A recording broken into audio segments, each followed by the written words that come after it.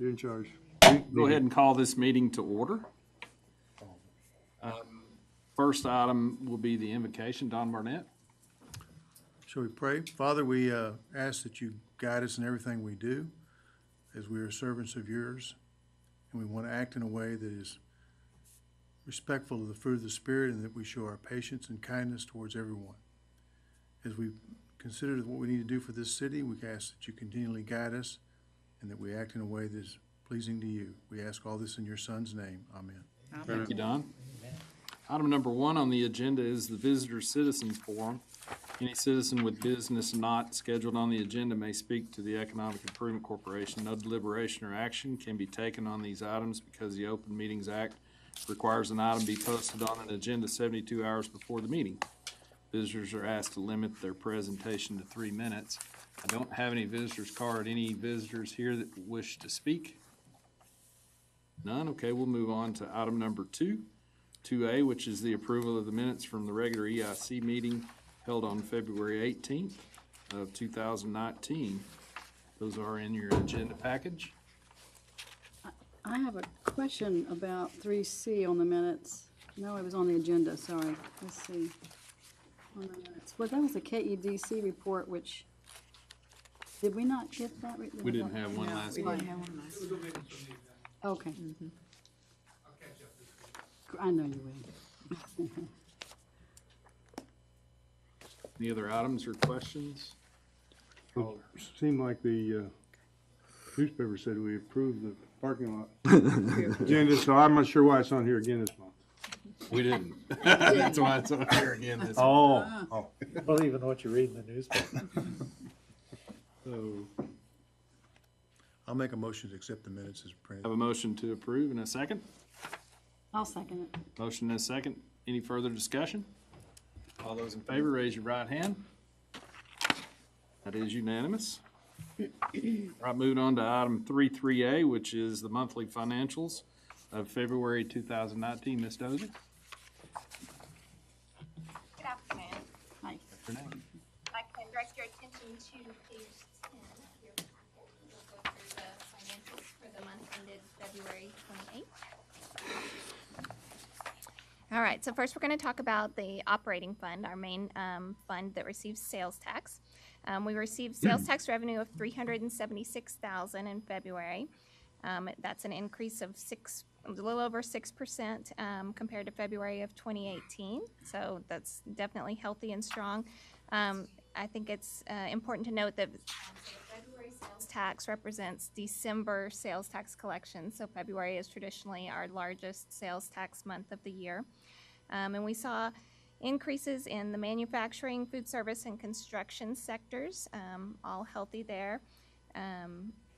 So anyway, sales tax is continuing to be a little bit ahead of budget for the year. That's good, and ahead of where we were last year.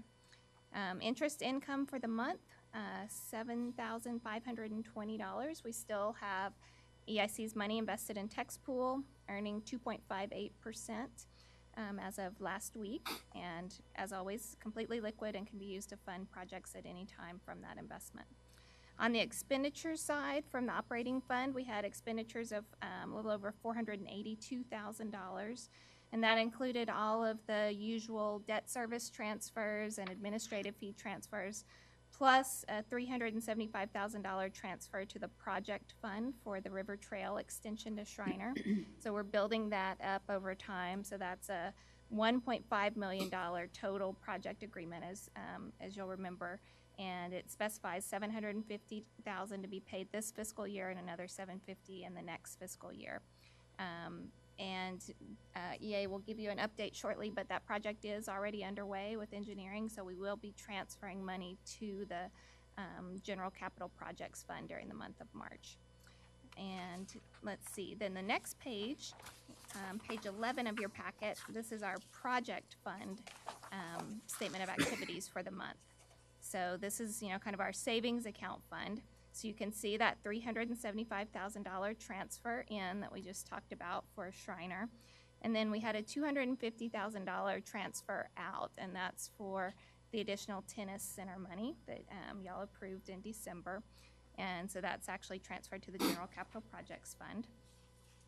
And finally, on page 12, there's just a few metrics that may be of interest. So the sales tax revenue analysis shows you, monthly amounts and percentage increases and decreases that we've covered. The middle part shows your cash balance. So between the two funds, almost $3.8 million in cash right now. And then down at the bottom, there's project fund balances. And you can see the things that we're currently working on, and that some things have been transferred to actual project funds or outside parties. Some things we're still building. So as of right now, that set aside total up at the top, $800,000, is in the project fund that's not really allocated to a specific project, but generally designated as workforce housing or administrative. And then on the committed projects, we have the Legion Lift Station, and which we still need to transfer another $1 million to that, but we have it sitting in the project fund waiting to be transferred. Then the HL Kerr agreement, we have that $375,000 sitting there designated. Thompson Drive Partners, we have that $850 sitting there designated. And then the Schreiner River Trail, I've designated here $750,000. I took some money out of the undesignated amounts up top to get to that $750. So $750 this year, and then we'll need to contribute another $750 next year as well. And that's what I have for the month. Any questions? All right, thank you very much. Thank you. All right, moving on to item 3B, which is the projects update. Mr. Hoppy? Good afternoon. My pleasure to update you on all the great projects going on in Kerrville. We'll start off with the River Trail Extension, as Amy alluded to. We have launched off on the engineering effort there, so we're working with stakeholders along that route and trying to get the preliminary design work through the routing of that, and then that will lend itself to further engineering, but well on its way. Tennis Center improvements, contractor has mobilized, and that has they're in the initial phases of that project. Aquatics feasibility study, may not have noticed unless you were in that area, but we have drained the pool here over the course of the last week. We are in the process of doing the forensic analysis of the shell of the pool to get a better gauge of how much useful life we still have of that facility. We have I walked it actually this morning. We were taking pictures. We do have some cracking and some other elements that are going to need, at a minimum, some repairs in the very near term, just to make it applicable for this upcoming season. But more to come on that as we analyze the in depth below surface. Legion Lift Station on track.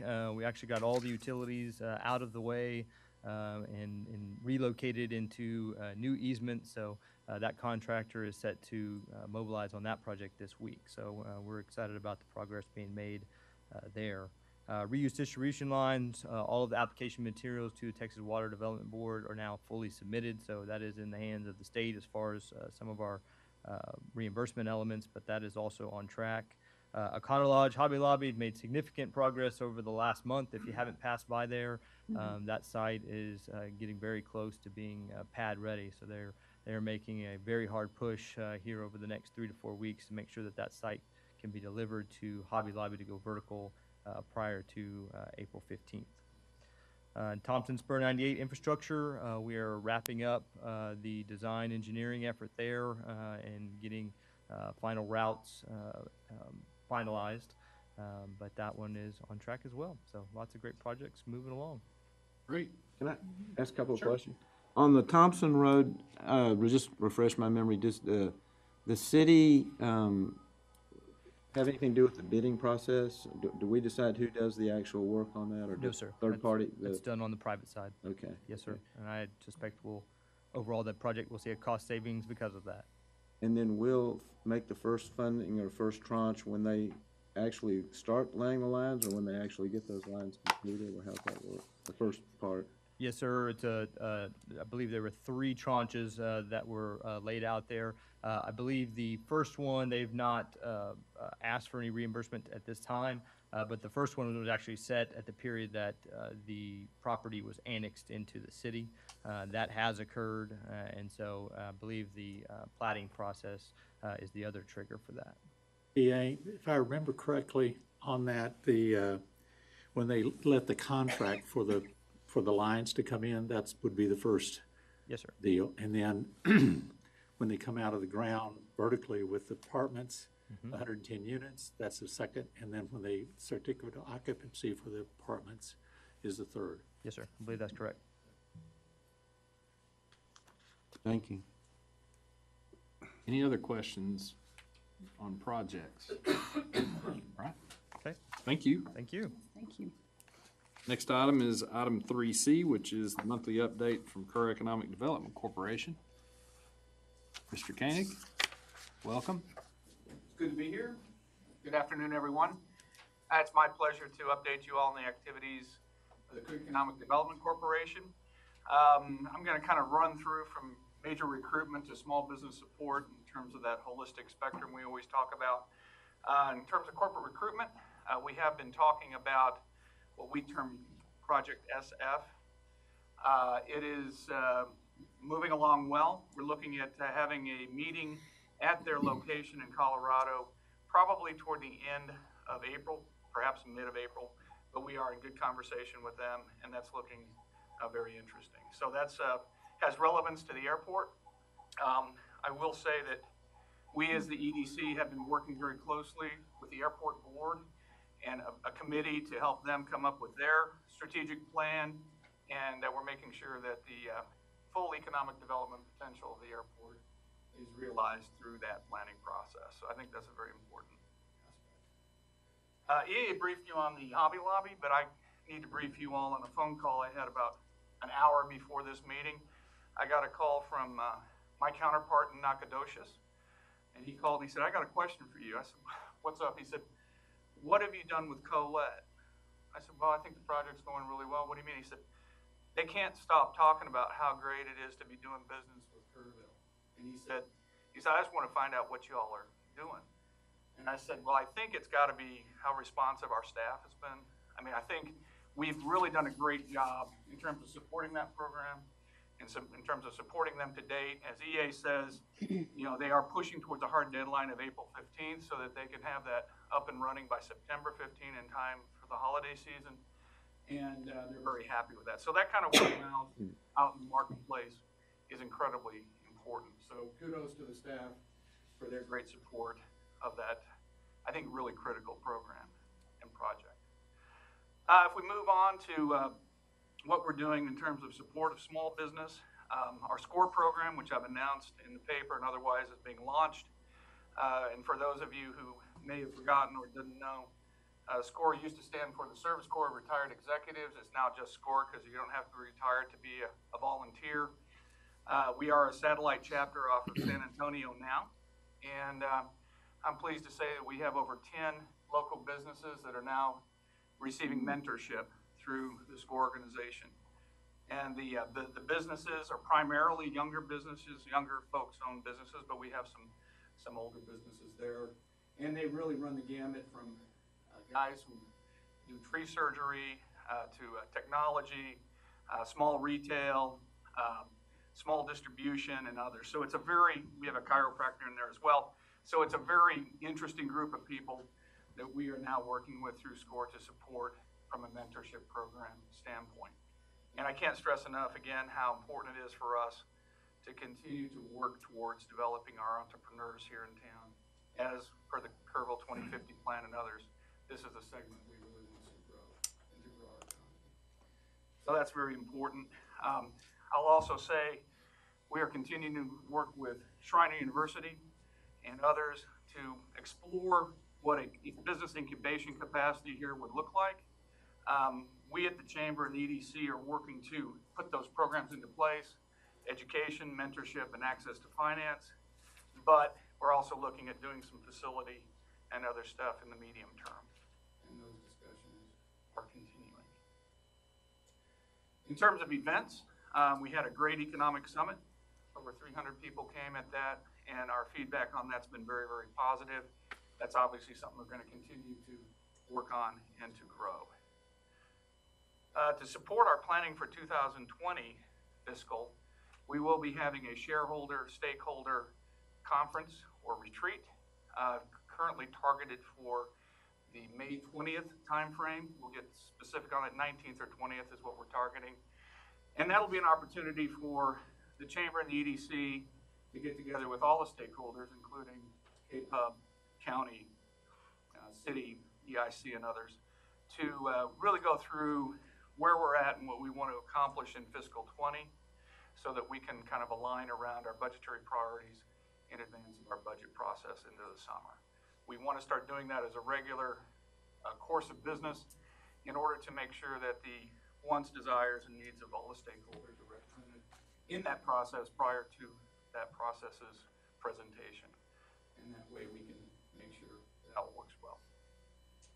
In June, we're planning also to have a more community-wide event where we bring the community in and brief them on what's going on from our standpoint in the economic development world. Again, this is an attempt to overcome what had been identified as an issue in the past of lack of transparency, lack of communication, and lack of communication of results. And we want to overcome that, not only with our stakeholders, but I think as not more importantly with the community at large. To further that effort, we're taking a magazine which has been part of the Chamber discussion for some time called Business Links. Those of you who read Business Links magazine know it's a great document if you're interested in what's going on at the Chamber. Some folks are, particularly if you have pictures in it in that given month, but the distribution is not what we want it to be. So we're taking that magazine and we're transforming it, starting with this month's edition and increasing that pace going forward as being the definitive business magazine for Kerr County.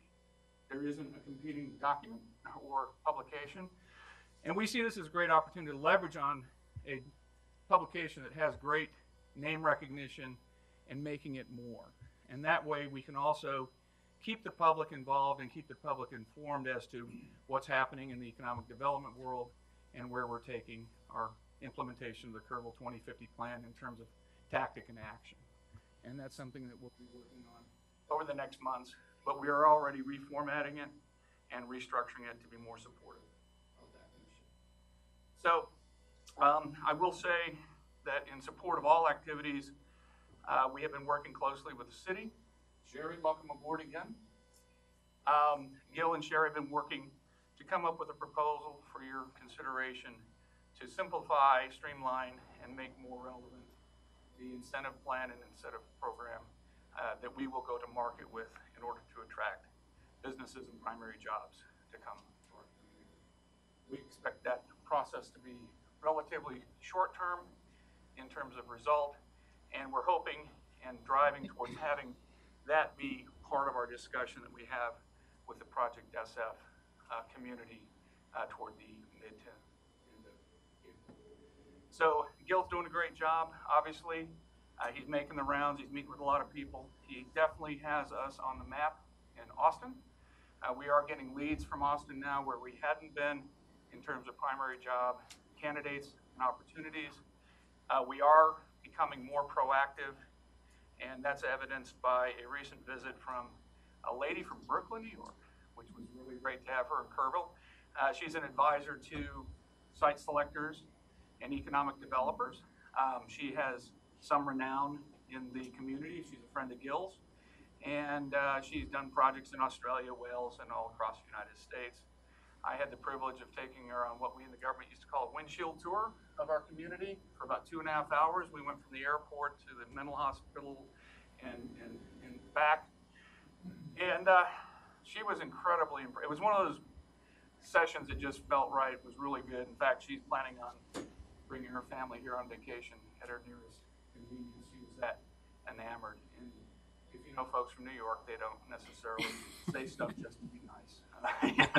And she was very, very, very good. So we're going to do a lot more of that kind of stuff. We're going to talk about that at the retreat in terms of how we're going to be able to be more proactive and bring more folks to the town, because once you get them here, the place really sells itself. And we're going to really work hard to get more folks here who've never been here before to open up that broad range of opportunity that we see out there in the world. So it's been a great couple months. We really appreciate your support. We look forward to a very engaging and active springtime. And I really appreciate this opportunity on a monthly basis to come to bring you out what we do. So pending your questions, that concludes my brief for this morning. Any questions? Well, I was just gonna make a comment about your cover photo.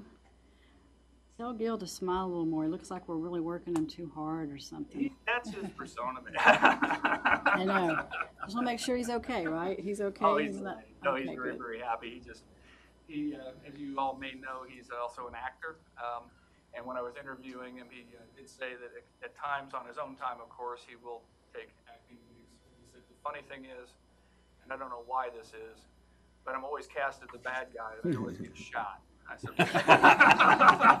Well, that's not good. and I said, Gil, look yourself in the mirror, and you can probably figure that out. But that's, Okay, he's- never he's mind doing then. great. He's actually in Brownsville this week, working from there, doing some networking and some contacts with some developers down in that area to again introduce us to a different group of folks which are relevant to our interests.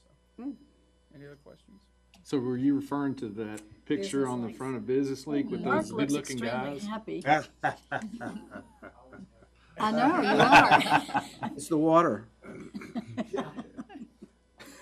Any other questions? It's a great magazine. Good report. Thank you, Thank Walt. you, appreciate it. All right, item number 4 is a public hearing, so I will go ahead and put us into that public hearing and open it. It is 4:21. The public hearing is for consideration of a project funding agreement between the City of Kerrville, Texas Economic Improvement Corporation and the City of Kerrville, Texas for the downtown garage streetscape project in the amount of $350,000. Mr. Hoppy? Good afternoon again. My pleasure to bring this item back to you this month after your direction last month for us to go ahead and set a public hearing and draft a funding agreement for this item. I'll just briefly go back over a little bit of history on this, but not necessarily in great detail unless the corporation would like me to go into it further. Essentially, this is an item that's been in the works since the 2012 timeframe, and the EIC has been putting funding towards this effort over a multitude of years since then. The premise is that the downtown parking garage, while fully functional, is not necessarily the most inviting and usable space, but a great, tremendous asset for downtown, and definitely helps promote future business growth within the downtown corridor, certainly by making it more enhanced and a greater usability and aesthetic, as well as the functional safety issues in being able to cross the road and just being an inviting feature for the downtown area. So over the years, the EIC has budgeted close to $765,000. Some of that funding has been utilized for the conceptual element, the design efforts that have been completed by Peter Lewis Architects and his firm. Essentially, as we went through that process, that concept was provided to the EIC and the council for review within the last 12 months or so. And through deliberative efforts, we have come up with a scope for the construction efforts, and that has been presented to you over the course of these last 2 months, and whittled down to what we estimate a project to be in that $350,000 range. So with your permission, we would like to move forward with this project funding agreement, and I'd be happy to answer any questions you may have. Okay. Any questions? No, I think we got a really even more detailed schematic in one of our council meetings as well, or another meeting where we had actually showed the historical photos, which I was very impressed with. Yes, ma'am. And I can flip through here real quick. This is the same presentation some we of that. provided Okay. last time. And it doesn't have all of the elements. Again, this was the overall conceptual piece. We have scaled this back to be into a more palatable budget range. But you can see there are mural components, there are awning components, there are streetscaping components to aid in pedestrian efforts, there are crosswalk components. These are, again, just rendering elements of some of the photos that have been ascertained by PLA, Peter Lewis Architects, from Mr. Joe Herring. Those might be a possibility, not necessarily tied to those. We'll go through an effort with you all and with the public to help determine what those are, but those do provide conceptually what's being looked at on this project. Just want to verify that with our communication in the last month, that these funds are eligible to be paid for out of the general fund of the city. You didn't have to come to the EIC for these funds, is that correct? I wouldn't say that they're necessarily available within the general fund. General funds certainly have the applicability for this. And I will reiterate again, the city just went through a $650,000 effort for deferred maintenance that was utilized out of the general fund, capital projects fund, utilizing no EIC dollars at all. Right. This is simply for this project, not for any deferred maintenance for the project. No, I understand. I'm just saying that I'm asking that it says here the EIC, I mean, we theoretically set aside money into I guess a projects fund or whatever we call it. But I'm asking, could the city in the last 6 or 7 years budgeted for this and done it on their own without coming to the EIC? There's nothing that would have precluded the city from budgeting this, is that correct? In theory, that's correct. Okay, that's all. Thank you. I think it's a good use of the EIC money to be dressing up the parking garage. I think money's, it's a good infrastructure project and whatever for the whole community to have it look attractive and appealing to. We're getting a lot of out-of-town visitors, and we certainly want them to want to return and enjoy their visit, and the aesthetics are certainly important. And I think also it's got a real economic development component to it, because it will attract more business to downtown if people feel that facility is inviting and easy to use. So I'm confident that not only aesthetically would it be an improvement, but I think economically it would be too. I agree. And it's actually, in spite of what it looks like now, it has a 250 car count. There was one gentleman did a count any given day. So we have employees and all that are using it, and we have the capacity to what, 500, 400? Between 500 and 600. Yes, we are doing a little bit of restriping, so that's a little bit in flux right now. But yes, ma'am, between 500 and 600 spaces. Any other questions? All right, I will move to allow the public to ask or make presentations, come to the podium, and keep those presentations to 3 minutes. Do I have anyone from the public that would like to speak? I see none. All right, then I will close the public hearing at 4:28 and open the floor for discussion from EIC. I just want to go down, and I don't disagree with anything that anybody said about the project. I'll vote against it because I think it's a function that the city should be using to budget their funds for. And I think it goes back to, I think I look forward to that stakeholders meeting where we can go over all of these things and have some coordination for the next, I know it's hard to look 2, 3, 4, 5 years down the line, and I know people were 3 or 4 or 5 years back were looking at this, but they could have easily, I don't know about easily, but it could have been budgeted through the city general fund. We found money for a lot of other things in the last 6 or 7 years. So I just, like I said, I'm not opposed to fixing the garage up if that's what the city council wanted to do. Thank you. The city has money in several pockets, and one of them is the EIC. And I think, the money is here for the city to use as well. And so I think it's very appropriate for it to be used here. I agree. Any further discussion? I feel like it's been on the docket now for 4.5, 5 years. So when we first started this initial discussion about should we fix it, we went through quite a few reports and meetings, and I that was 3 years ago. I was ready then, so I'm really ready now to do what we said we wanted to do. And I agree, I think the EIC money is an economic driver for our town, so good use of the money. All right. Any other discussion? Can I get a motion? I move that we fund the, going ahead with the application. Have a motion to approve the application as Second. presented. We have a second? All those, sure? It's actually the project funding agreement. Thank you, the project funding agreement. We have a motion and a second. Any further discussion? All those in favor, raise your right hand. Those opposed, same sign. All right. That is 6-1. All right.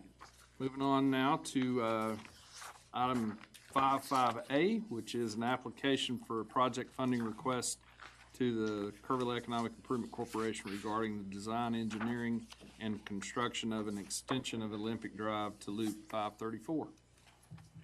Mr. Hoppy. Hello again.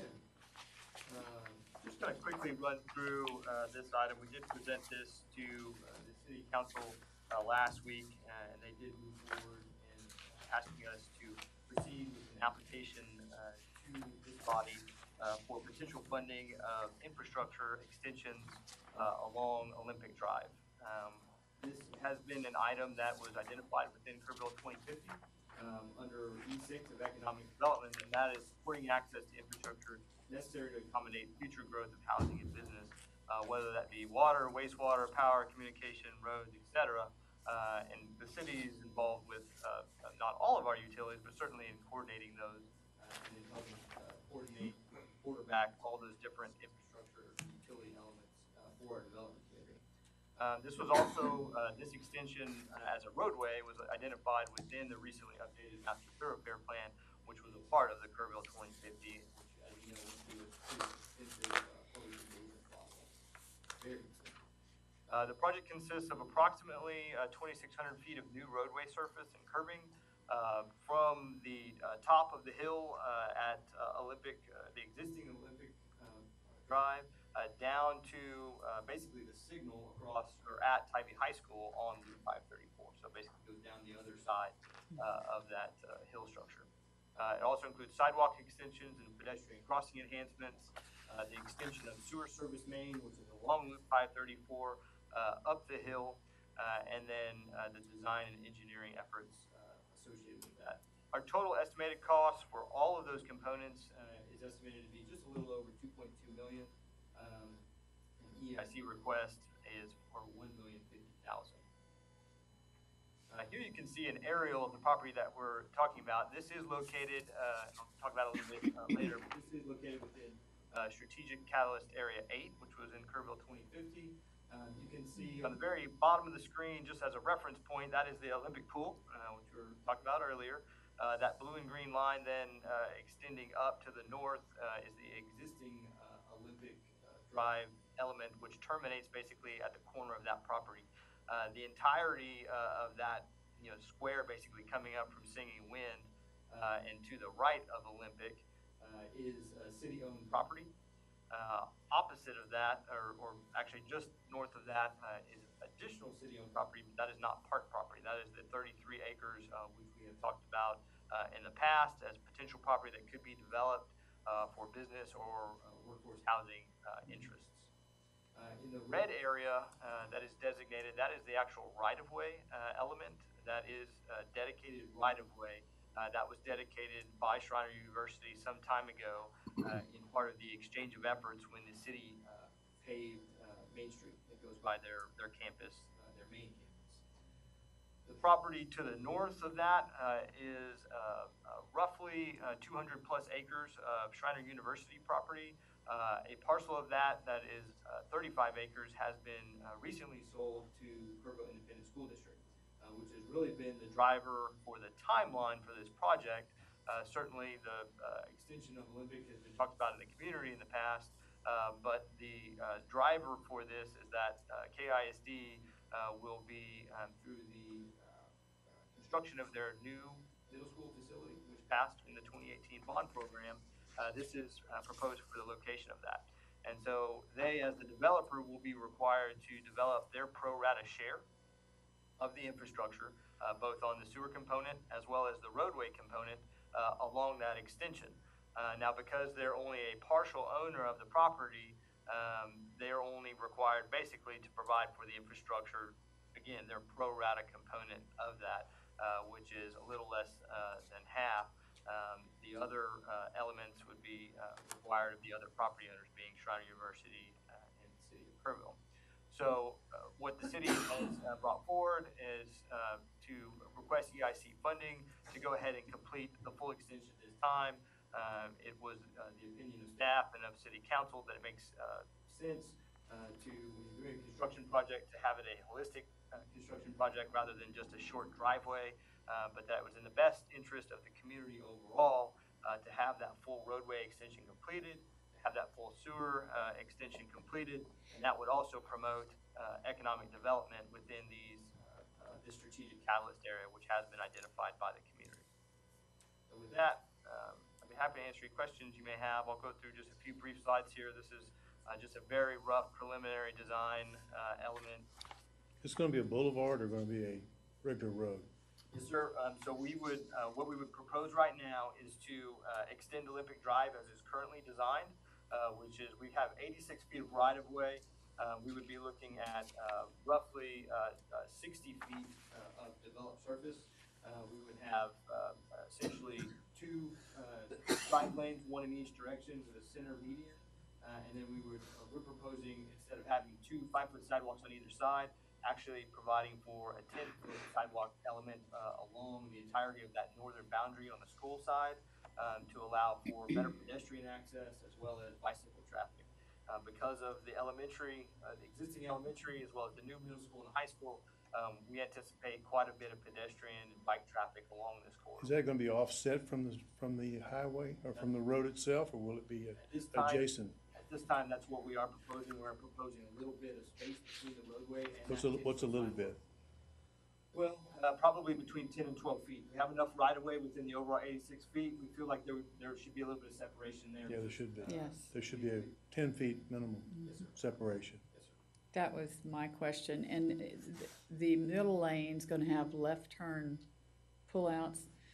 I'm worried about safety, as I'm sure you are with all the children going. We're working very closely with the engineer with that primary focus in mind, recognizing that not only will we have younger children utilizing this from a walking and bicycling standpoint, but also young drivers moving their way to the high school, possibly dropping off younger siblings. And so absolutely safety is of paramount in this design. So again, this is Strategic Catalyst Area 8. You can see this Olympic goes right through there. Better illustrated here on the master thoroughfare plan. You can see on the far right element, that lime green area is all of the city-owned property, mostly the park property there. And those dotted areas were proposed collector roadway. Is Olympic 4 lanes now up to that point, or just 2 all the way? No, sir, it's unmarked right now. Okay. But it essentially functions as a two-way. You get quite a bit of parking that actually occurs both because of the pool facility and some events that occur on that area, as well as on the elementary side. You get quite a bit when they have large school events, elementary events. You get a lot of parking along there. Will you rework the road that's already paved into the same structure? We're going to add some sidewalk down on that lower section because it makes you cross several times, and we felt like minimizing any pedestrian crossings, again, towards that safety element was paramount.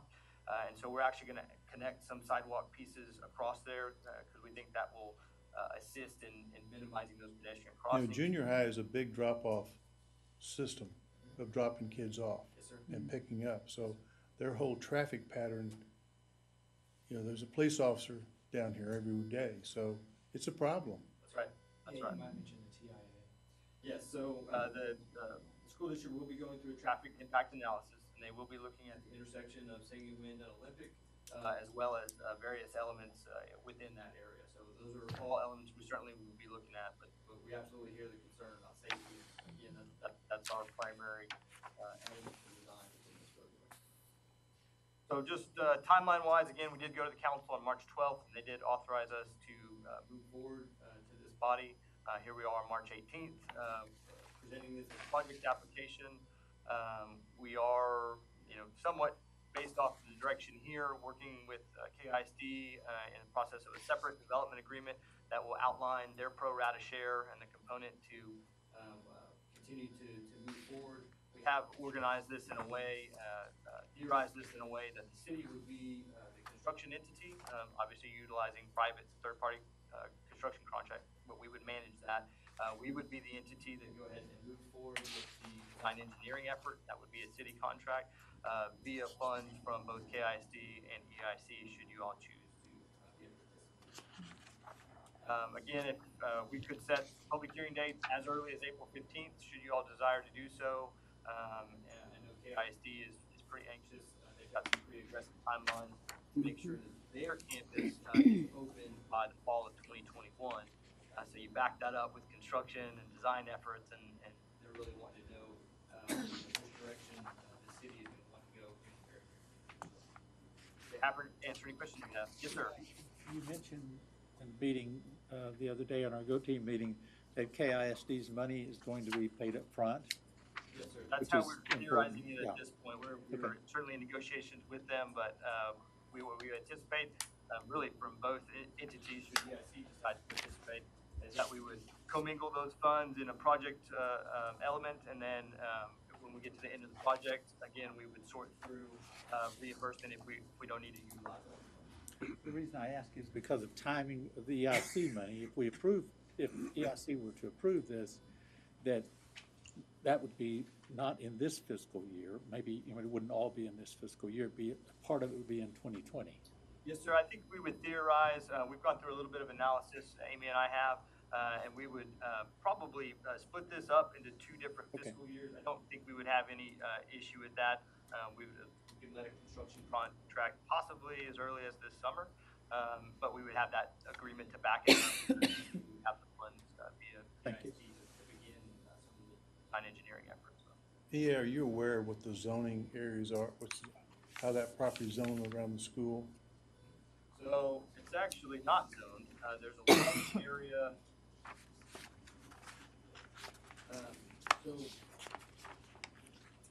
The area, basically that kind of funny shape with the square in the middle of it, is actually all within the ETJ. So the portion that is the triangle, or pentagon kind of shape that KIC, they're 35 acres. They're in the process of annexing that property into the city limits. That would be zoned public institution, I believe, is the way they're looking at right now. We are in discussions with Schreiner about potentially annexing the rest of that property in its entirety. We would have to work through what that zoning potentially could be, whether that would be a placeholder or it could be potentially mixed-use zoning. Yeah, I'm really thinking of what's on Olympic Drive. We'll be on it directly. We'll probably go hard retail. We want to go retail. What the comp plan talked about certainly was more commercial and retail anticipated along the frontage of Loop 534, and then potentially residential as you move further back. There are some pretty significant topographic challenges kind of to the north and northwest as you kind of get up towards the hill that may lend themselves more towards residential. How many acres do we own, the city own right there? The bottom portion is approximately 33 acres. Okay. It was pretty exciting to have the new middle school in process and getting the bond issue passed, and certainly to service that new facility would take the road. You can't have everybody going in and out of the loop, trying to get in and out of there all the time, and it's pretty critical to support that new facility with the proper streets. So this is a really great project. But the traffic analysis will probably show you where the traffic is going to come from, and the impact may be more on 534 than we initially. I don't know. Going through the neighborhoods is going to be a very difficult. But at least it gives some relief. I mean, there's some people will have the option to go there. Not everybody has to go. In another community I lived in, I was involved in the building of a school where the kids didn't drive to the new facility, and I know that the Texas Education Agency has certain criteria, and there has to be a way to get the traffic off of the street. That's one of their criteria, so they'll take care of part of that themselves in the size of that drop-off zone. So it's a big drop-off business. Oh, yeah. It has to be better than what we have. Right. And we have worked pretty extensively in the campus orientation that they are proposing for the vast majority of the exiting traffic to exit onto Olympic and to get to the light.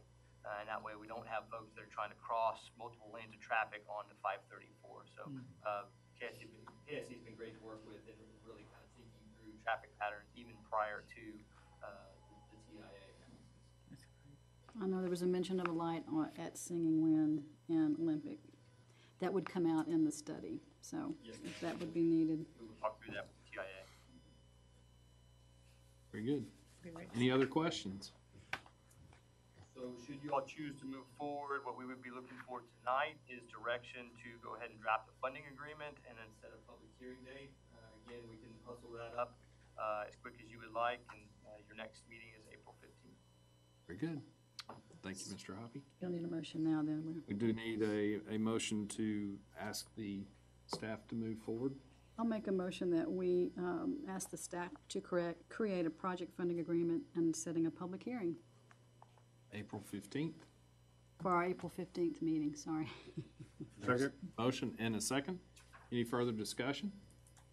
All those in favor, raise your right hand. And that is unanimous. All right. So item 5B is the review of the calendar for future EIC meetings and potential conflicts with observed national and/or city holidays. Mr. Hoppy again.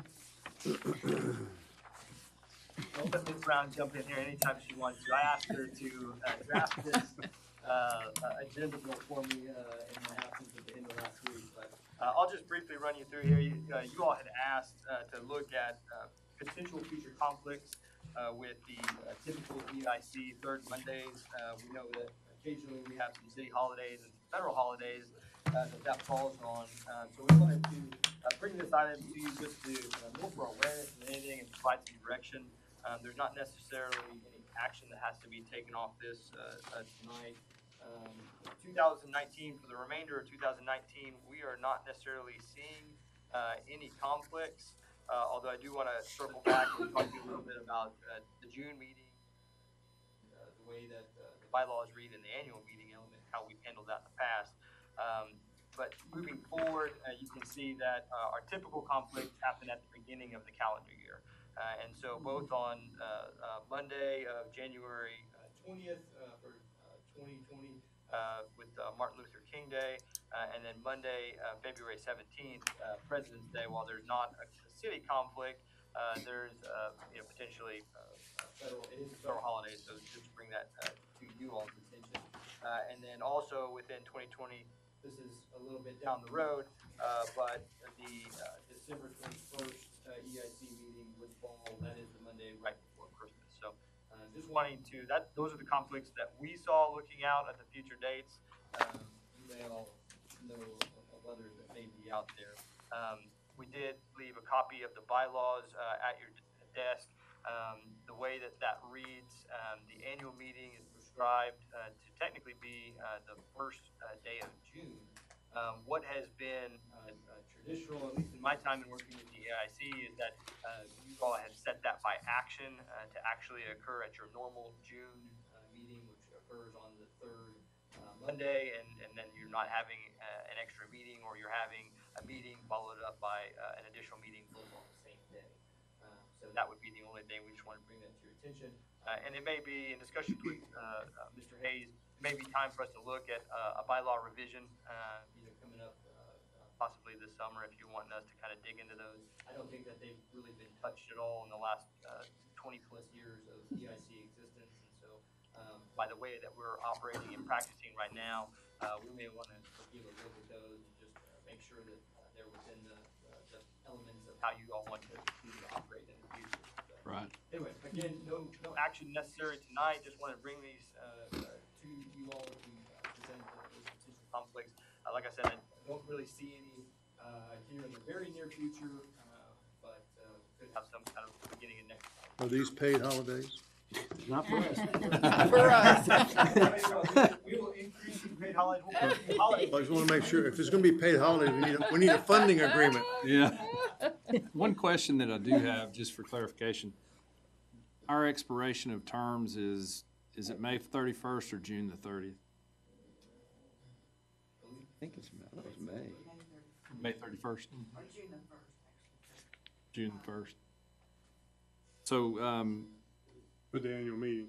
yeah, at the same day, well, I think, June the first this year falls on a Saturday, right, so, you would either have to have that Monday or determine that you wanted to have it on the third Monday, whenever. which is the regular The meeting. regular Well, meeting. the bylaws say, or at such time and place, it should be Correct. fixed. So it's not like we have to do it on the first, even by the current bylaws. And that's how we've done it in the past, at least the past 2 years. The body has taken action a couple meetings in advance and said, we're gonna have our annual meeting as of June, our regular June meeting. So to kind of clean some of that up where it's, I don't know, a little more concise, Mike, would there be a possibility that you could maybe show us something that could clean that up? Sure. On both that and the regularly scheduled meetings? Because if we change it, it says resolution of the board, and it may be taken that resolution is just a vote. Yeah. But nonetheless, maybe make it easier for Clear. the body to Sure. change the meeting dates when we do have conflicts, would be what I would be after in that. Okay. That's what we've done in the past, when you didn't want to have one the week of a holiday, you, I just take a motion and you We vote. voted on it. But the regular meetings may be held at such time As and place as determined. So, I mean, what's wrong with that? Well, And it has been changed before. I mean, we did it for the fourth Monday for a while.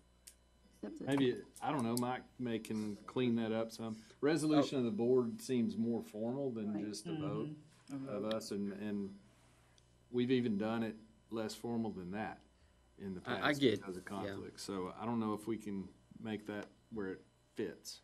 Okay. I get asked about it periodically, about that annual meeting, and so I'll look at it and bring you back maybe some proposed language just to clean it up. It hasn't been, we've amended, or you all have amended the bylaws several times since your existence, and so maybe now's the time just to look at it and Maybe clean it up.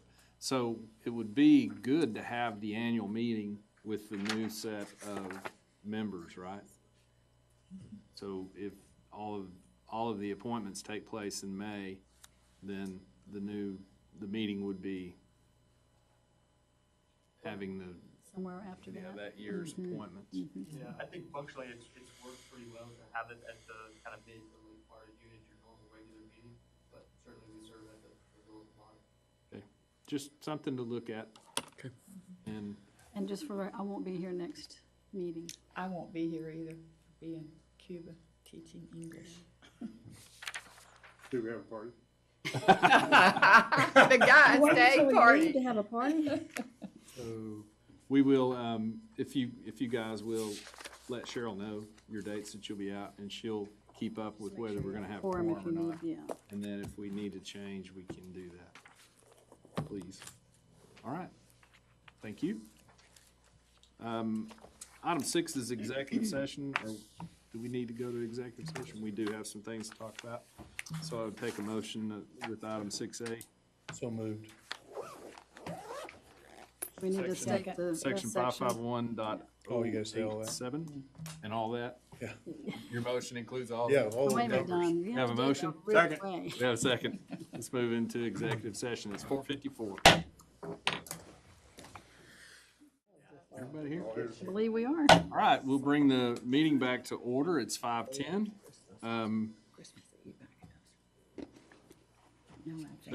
There was nothing to take action on in this meeting from the executive session, so items for future agendas. Anybody have anything you want to have them put on? Nothing now. Any announcements? All right, we will adjourn the meeting. It's 5:11. Thank you for Thank attending you. today. Last meeting. Huh? Last meeting.